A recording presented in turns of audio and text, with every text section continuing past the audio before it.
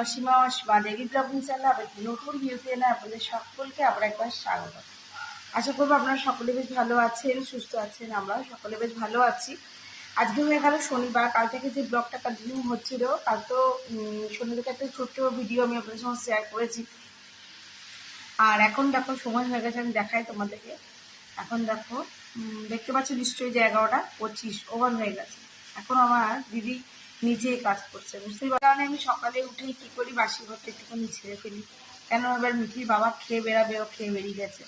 আমি যদি বাসি ঘরটা একটু না ঝাড়ি তাহলে তো আমি রান্নাবান্নাও করতে পারবো না, ঠাকুরকে একটু ধূপ ধুনো দিতে পারবো না। এগুলোই হয়ে যাচ্ছে আমার খুব অসুবিধা। তো মিঠির বাবাকে এখন দিয়ে দিয়েছি। কালকে ঘুগনিটা ছিল, ঘুগনি দিয়ে রুটি, আর মিঠি আর আমি খাবো আলু ভাজা দিয়ে রুটি। তো আলুটা ভাজতে বসিয়েছি। আজকে করবো মুড়ি ঘন্ট। আর মুড়ি ঘন্টের রেসিপিটা আমি তোমাদেরকে আমার চ্যানেলে দিয়েছি। অনেকদিন তোমাদের সঙ্গে কোনো রান্নার শেয়ার করা হয়নি, আবারও রান্নার রেসিপি শেয়ার করবো খুব তাড়াতাড়ি। তো অবশ্যই ব্লগের সঙ্গে থেকো। দেখতে আমার আজকের ব্লগটা, আশা করবো আজকের ব্লগটি তোমাদেরকে বেশ ভালো লাগবে। তো চলো তবে ঝটপট আজকে ব্লগটা এখন থেকে শুরু করি। আর দেখলেই তো তোমরা কাবলি চালা ঘুগনি বানিয়েছিলাম, তো সেটা দিয়ে মিঠির বাবা আপাতত খেয়ে বেরিয়ে পড়েছে। আর এই যে এখন করছি আলু ভাজা, কাঁচা লঙ্কা দিয়েছি কেটে কেটে, কাঁচা লঙ্কা দিয়ে আলু ভাজা আমরা মা বেটে রুটি খাবো। আর এদিকে এক সাইডে আমি করছি এখন দেখো মালপোয়া।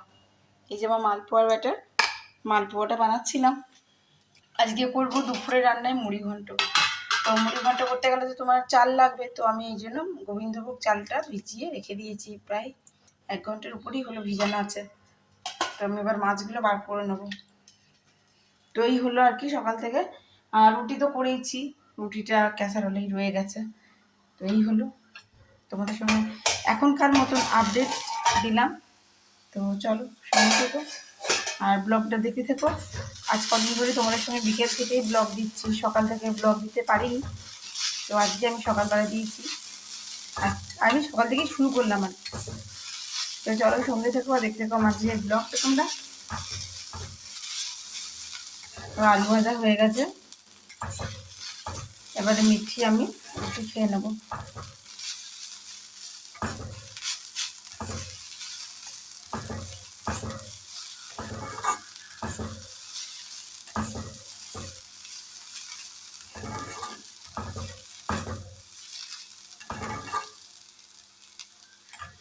তো চলো দেখো আলু ভাজা একদম কমপ্লিট, মাছটা বার করতে হবে।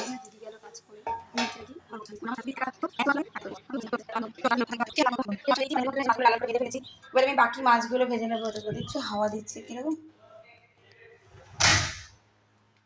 এই যে আমি এখানে নুন, হলুদ, একটু কাশ্মীরি রেড চিলি পাউডার মাখিয়ে দিয়েছি। যেহেতু মাছগুলো ডিপে ছিল তাই বরফ হয়েছিল, তো সেটা একটুখানি কাবু করতে সময় লেগে গেল। তো যাই হোক চলো লেজাটা আগে ভেজে ফেলি। আমি মুড়িটা আগে ভেজেছি, লেজাটা ভেজে নিলাম।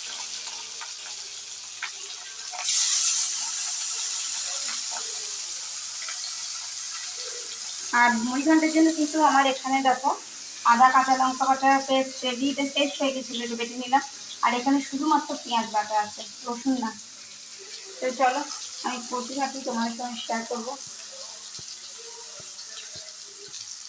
এখানে মুড়ি ঘন্টের জন্য আলুগুলোকে আমি, এটা কাঁচা আলুটাকে কিন্তু আমি তেলে নুন আর হলুদ দিয়ে ভালো করে ভেজে নিচ্ছি। দেখো এবার আমি এর মধ্যে গোটা, তারপরে গোটা জিরে লঙ্কা এগুলো সব ফোড়নে দেবো। যেগুলো ফোড়ন দেবো সেগুলো রেখেছি। তো দেখতে থাকো। আর তোমরা দেখতে চাও অবশ্যই দেখার রিকোয়েস্ট রইল। এদিকে কুকারে বসিয়ে দিয়েছি মিটির জন্য একটু মুসুরির ডাল। এখানে টোটালি মাছগুলো আমার সমস্ত ভাজা কমপ্লিট। বন্ধুরা দেখতেই পাচ্ছ আমি কিন্তু মশলা সমস্ত রেডি করে দিয়েছি। আর এখানে আমার এখন মশলাটা চলছে কষা। এই অবস্থাতে আমি এখন দই দেবো না, দইতে দেবো আগে মশলাটা কষে নেবার পর। তোমরা কেমন করে করো সেটা কিন্তু অবশ্যই আমাকে শেয়ার করো, জানাতে ভুলো না কিন্তু। তো যাই হোক এদিকে দেখো আমি মশলাটা এখন কষাবো, যেহেতু এখানে বাদাম বাটাটা দিয়ে দিয়েছি অলরেডি আমি। আর এরপর এটা কষানো হয়ে গেলে আমি এখানে দিয়ে দিয়েছি। এই দেখো গোবিন্দভোগ চালটা অনেকক্ষণ থেকে আমি ভিজিয়ে রেখেছিলাম। চালটা দেখো সামনে থেকে দেখায় কতটা ফুলেছে, তাই না? আর মানে এই গোবিন্দভোগ চালটা থেকে খুব সুন্দর গন্ধ, সত্যিই বাবা। তো আমি এখানে পুরো চালটা দিয়ে দেবো। এটাও দিয়ে দেবো, চিন্তা করো না, বাট আমার হাতে যেহেতু এখন ক্যামেরা ধরে আছি তার জন্য দিতে পারলাম না। তো আমি এটাও দিয়ে দেবো।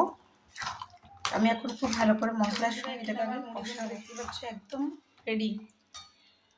লাইটটা হালকা কমাই। এখানে মুড়িঘণ্ট রেডি হয়ে গেছে, এখানে কিন্তু আমার মাছের কালিয়াটাও রেডি হয়ে গেছে। আমার কিছু সেদ্ধ করা আলু ছিল, সেগুলোকে একটু ভেজে আমি কালিয়ার মধ্যে দিয়ে দিয়েছি যাতে একটু বেড়ে যায় আর কি, ঝোলটা বেশ আর কিছু না।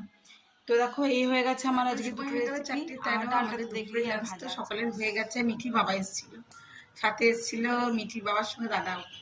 দাদা বলতে ওদের অফিসের একজন কালিগ, যিনি অফিসটা ওরা চেঞ্জ করছে, তো সমস্ত মানে জিনিসপত্র অনেকই আছে, তো কিছু জিনিস একে ওকে পাঠিয়েছে।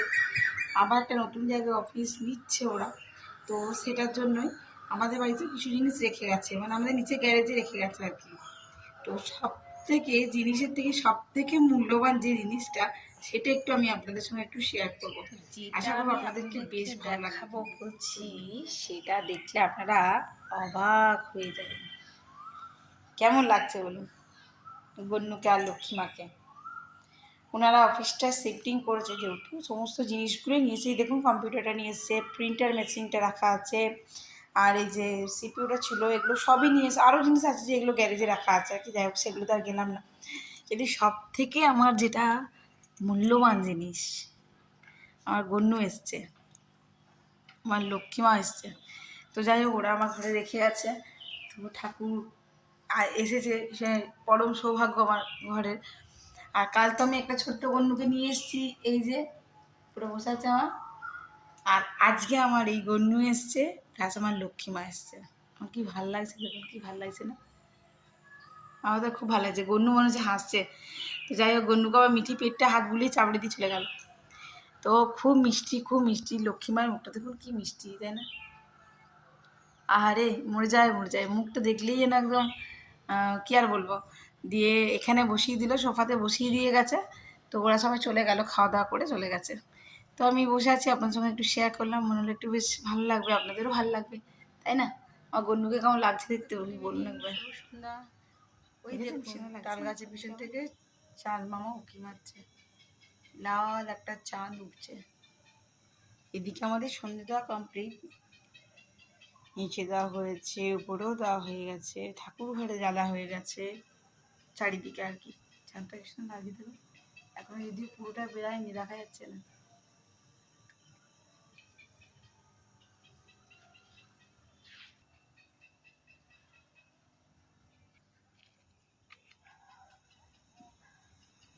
তো আমরা এখানে হয়ে গেছি রেডি, আমরা যাবো একটু বেরু বেরু করতে।